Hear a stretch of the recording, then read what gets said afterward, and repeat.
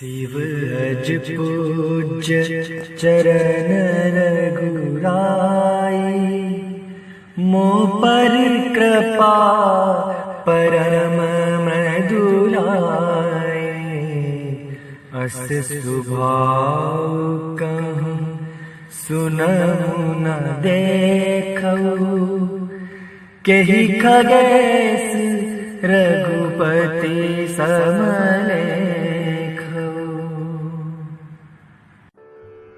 बोलिए सियावर रामचंद्र भगवान की जय।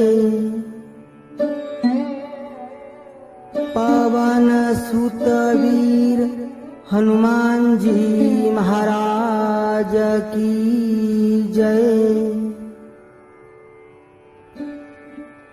आइए मानस गंगा सत्संग में चल रहे श्री हनुमंत चरित्र के पावन और मंगलमय प्रसंगों में आगे हम प्रवेश करते हैं। लंका नगर में जितना वस्त्र, घृत और तेल था सब समाप्त हो गया। श्री हनुमान जी महाराज ने ऐसा कौतुक किया कि अपनी पूंछ बढ़ा ली और राक्षसगण उनकी पूंछ में तेल और घृत से मिला करके वस्त्र उनकी पूंछ में लपेटने लगे। जो जो श्री हनुमान जी की पूंछ में तेल घी में डुबोए हुए वस्त्र लपेटे जाते, त्यों त्यों श्री हनुमान जी महाराज अपनी पूंछ बढ़ाते जाते। जब घर घर में कहीं भी वस्त्र, तेल और घृत नहीं बचा, तब सबने हार मान ली।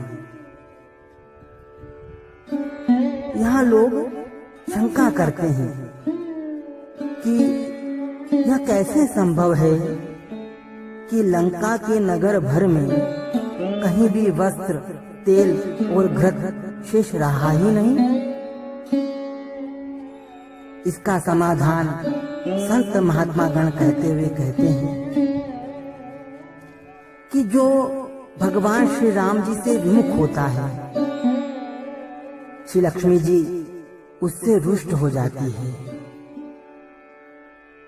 श्री लक्ष्मी जी की कृपा से ही सब सुख, वैभव और ऐश्वर्य प्राप्त होता है।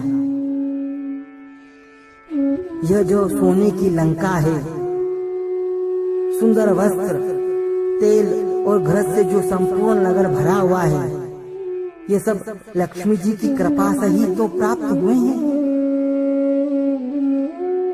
जिस पर श्री लक्ष्मी जी की कृपा दृष्टि होती है, उसके यहाँ वस्त्र, खान पान आदि का वैभव प्राप्त होता है। यहाँ लंकावासी निशाचर गण श्री राम भक्त हनुमान जी का अपमान कर रहे हैं। ये सभी भगवान श्री राम जी की भक्ति से विमुख हैं। जो राम भक्ति से विमुख होता है, उस पर लक्ष्मी जी रुष्ट हो जाती है। इसीलिए यहाँ श्री लक्ष्मी जी ने कुपित होकर नगर भर का वस्त्र, तेल और घृत समाप्त कर दिया। दुष्ट व मूर्ख राक्षसों को श्री राम जी से विमुख जानकर लक्ष्मी जी ने श्री हनुमान जी की सहायता की है। वरना हनुमान जी अपनी पूंछ बढ़ाते रहते और राक्षसगण उनकी पूंछ में लपेटते रहते। हमारे हनुमान जी महाराज भी बड़े ही सीधे साधे, भोले भाले बन करके खड़े रहे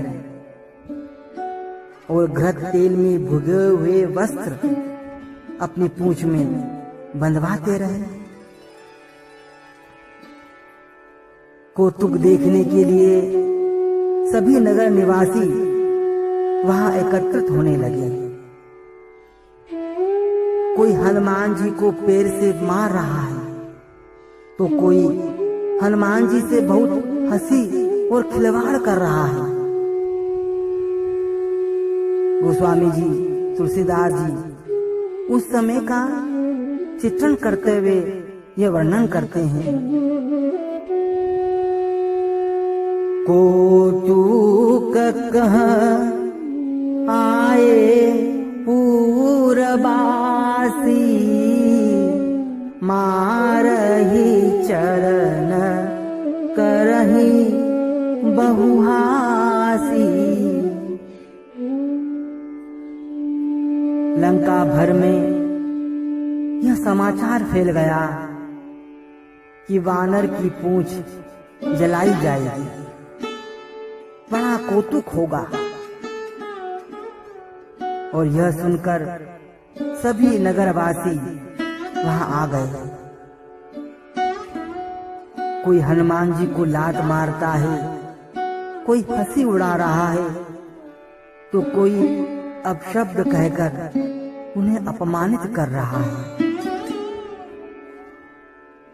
यह सब खिलवाड़ नगर निवासी कर रहे हैं।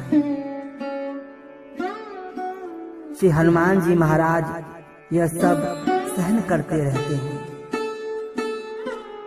बड़ा ही धैर्यवान और बड़ा व्यक्तित्व श्री हनुमान जी का है।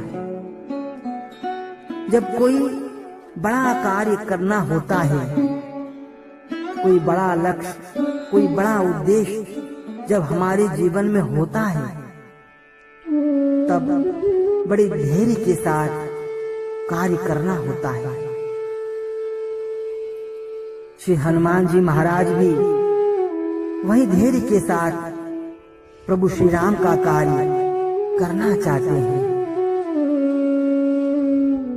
यहाँ प्रश्न आता है कि श्री हनुमान जी महाराज दुष्ट लंका निवासियों द्वारा किए गए अपमान का प्रतिकार क्यों नहीं करते हैं। यहाँ हनुमान जी महाराज के साथ जो वे हंसी मस्करी कौतुक कर रहे हैं, यह उचित नहीं है। श्री हनुमान जी महाराज इस कौतुक को क्यों सहन कर रहे हैं। और ध्यान दीजिएगा, श्री हनुमान जी महाराज आगे नगर जलाने वाले हैं और बाद में कोई यह दोष उन पर ना लगाए कि नगर क्यों जलाया। तो पहले ही जो नगर निवासियों ने अपराध किया है, जो उनका अपमान किया है, इसी का प्रतिकार हनुमान जी ने नगर जलाकर किया है। सबको हनुमान जी महाराज ने उनकी करने का फल दिया है। कोई कहे कि वे तो रावण की आज्ञा का पालन कर रहे थे, इसमें उन निशाचरों का क्या दोष। तो रावण ने तो पूंछ में आग लगाने को कहा था। ये लात मारना, हनुमान जी को गाली देना, उनके साथ हंसी करना, ये सब अपराध तो, ये सब दोष तो नगर निवासियों ने ही किए हैं। और इस अपराध के कारण ही हनुमान जी ने उनको दंड दिया है। यह रावण की आज्ञा नहीं थी। और इस प्रकार श्री हनुमान जी महाराज आगे क्या कौतुक करते हैं, किस प्रकार से वे लंका जलाते हैं, कल हम कथा में श्रवण करेंगे। आज इतना ही। भाव से जय जयकार करते हुए बोलिए सियावर रामचंद्र भगवान की जय। पवन सुत वीर हनुमान जी महाराज की जय।